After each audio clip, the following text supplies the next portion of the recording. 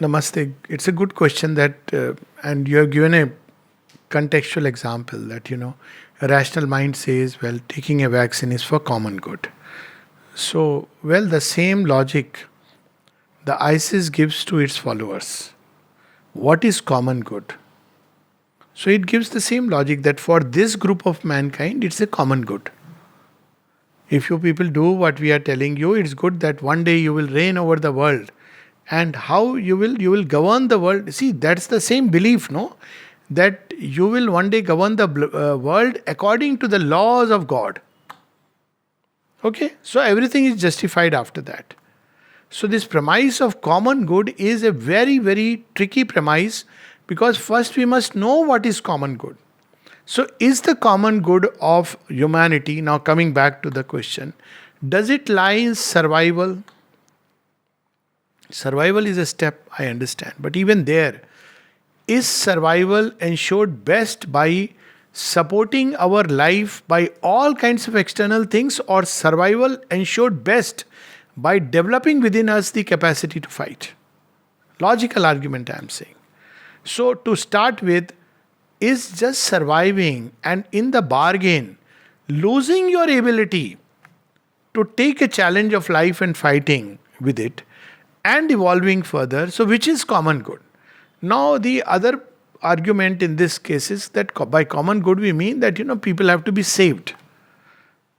Now you save a whole group of humanity or group of people because you are afraid that some people may have a problem or they may die or whatever you may. So basically, again we are going back to the same thing, that you are preferring a survival over evolution, over even dharma, over truth. So this kind of an argument and logic doesn't take any higher evolution into cognizance. So that means that Mahabharata was wrong, because ultimately what happened in Mahabharata? Millions of people died. Even till today, there are people, even religious people, who will say, what was the purpose why Mahabharata was there? Shri Krishna wanted to show to the world that violence is bad. Excuse me, but that's not. So this is how our logical mind has built a premise. The premise is, if maximum number of people live or survive, what they do with that survival is not nobody's lookout. That's the freedom that democracy allows you. But somehow they must survive. But that's not how nature or God operates. That's not what they want. They want survival is necessary, but not at the cost of evolution. So comfort zones are valid only till that time. And whenever there is a wave of evolution, it challenges us to step out of our comfort zones. So what will happen as a result if you take this approach?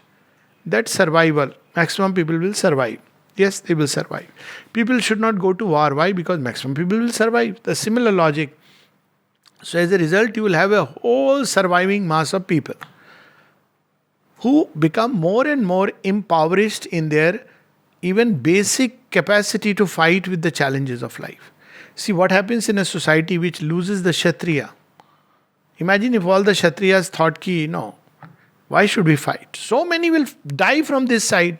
So many, it's a similar thing. So many will die in the other side. Why should we engage in war? After all, let's all survive and be happy. This is the way leftist thought goes. That why are we doing it? But so much inequity is done on that basis, that why you even think about a nation? I'm giving logic. Why you even think about a nation? Why you even think about a community? Whoever takes over, what does it matter? After all, survival will be ensured. So this thing that survival, and because of that, when we are motivated to act, then either the result will be what we have just read, that we all will survive and will be like very nice human beings, decent animal make of human beings. This one. Or else the spirit within may revolt. So all over the world we see that there is a greater plan, people are revolting. Has anyone tried to even feel why people are revolting? If actually it ensures survival, people have to be very illogical and mad to revolt. So there is something else, why they are feeling whatever they are feeling. I'm not going into its details. And this is not about vaccination, it's about education system. I know that people say ki, I want my child to actually study in a typical public school so that he scores well and gets a good job. Same logic is there. What is the different logic about it? Then let's also go into that direction. Why should we have an education system where at the end of the day, when people come out, they are so left unsure about their job? Is it? But this is where we don't understand logic. This kind of logic will fix limits of human evolution. It will make us, okay, comfortable, but within a very small and narrow frame. Now, if humanity is satisfied with it, it's fine. But invariably, we see in humanity, especially now, that there is an urge to discover something beyond this frame. That's why patterns are. And for this very reason, for thousands of years, so much oppression took place in various sections. Why did women not revolt, for example, when they faced all the inequality? No, you see, for the sake of the family. Same logic. Because if she revolts, the whole family structure will be disturbed. Man may do anything but keep quiet. Because if you revolt, there will be an upsetting of things. What if God wants things to be upset? Why should God think the way I am thinking? Why should he be bound by the same logic that my logic is? He upsets things, he breaks the patterns and symmetry of a structure so that a new evolution takes place. All evolution is like that. So, if we go deeper into it, there are 2 or 3 basic instincts, which are instincts of forces which are operating in the world. One is the force of creation. The second is the force of preservation. The third is the force of destruction. This is what we call as Brahma, Vishnu, Mahesh. Now, the force of preservation, preserving life, is all right when you don't have the any kind of possibility of anything new. So this operates for a long time. It operates and preserves the balance. But a time comes when it must be broken down. It does break down. That is the deeper meaning of the word dharma siglani. Who created the dharma siglani? He breaks. Why? Because the dharma itself has become a means or a tool for all kinds of things which it never meant. So he who created, he breaks it. Why? Because a new, that's how the mother puts it, no? That something new has to come. Abhyuthanam dharmasya tadatman srijamaham. So it's not like going back to the old ways, but something new has to come. So he breaks the old pattern. The divine has created it, the divine breaks it. And when he does it, then the power of new creation can manifest fully. So this is what we see happening today. There are those who still want to preserve an old pattern because it's comfortable. It's so comfortable to stop thinking and go by the current opinion. It's the most convenient thing to do. But then it is at the cost of evolution. This one must understand. Whereas there are those who are path breakers, who are, pathfinders, barrier breakers. They are the ones who are harbingers of the change, and they carry within their heart the impulse of the new creation. Who is going to succeed? Who is going to really eventually take over? On that rests the balance whether humanity is ready to evolve or it is going to either stay static or and face more and more challenges. It will depend on the balance of that. If humanity chooses the status quo, then for a moment the evolutionary impulsion will linger. But it will burst because it is bound to. So what will happen? There will be a mass revolt. Because that's how it's not about human beings. It's the force which is laboring inside. Once the fiat is gone for the new creation, you just can't help it. The old is going to die. Sri Aurobindo used the word, the old will perish. That's how it is going to be. So it is a question of delaying. How much we can delay the new creation, that's all. But today or tomorrow, now you see the difference. I'll give one example with which we can close this question. I'm not talking about, say, vaccines or whatever. Now, 30 years back, 40 years back, people, often even this photograph was circulated that. Now you see what was happening was, man was not ready. He was just wanting survival. Oh, this thing, this will ensure survival. People took it. Have you ever seen this kind of a mass, even scientists and everybody getting together and trying to say that this is not the right line that man should take? It never happened. Same with the challenge that people are doing to establish norms, ways of life, even laws. Because something within man's heart has developed now, that the urge to go beyond. Earlier, how was it? Like there was a time when, how was justice met? When people put their thumb down, then you kill. That is how you see the gladiators and that's how it was decided. But now people don't, because they want something new. Many don't know what is that new.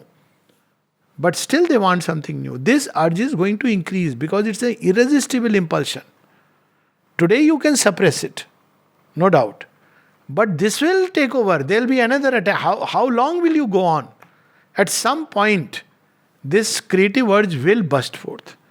When will that be? We don't know. Initially, you cannot suppress any authentic impulse to evolve, evolutionary impulse, for long. If supposing you try to do it, then what is going to happen? The mother has spoken about it, that masses of humanity are going to collapse. She has predicted that. I can take the same example of the viral infection. So there are two kinds of people. One who are believing, no, if I take vaccine, I am safe. Yes, there is another who go through that process. What happens when you go through that process? Long term, you are a beneficiary. Because you have taken the challenge and your body has developed process and mechanism. Let's not get into the details.